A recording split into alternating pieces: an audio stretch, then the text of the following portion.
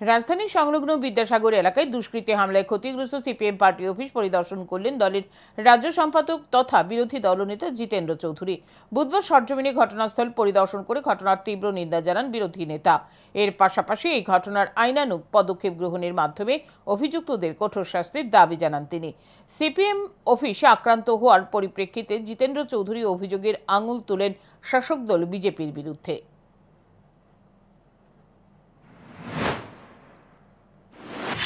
কিছু মহিলাকে দিয়েও তাদেরকেও দিয়ে এই সমস্ত অপকর্মে লিপ্ত করাচ্ছে। আমি সে মহিলাকে দায়ী করছি না।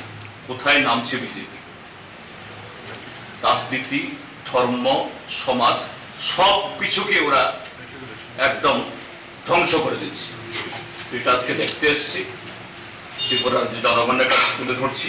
এই দেখুন ডাক্তার মনিক সাহার সুশাসনের চেহারা।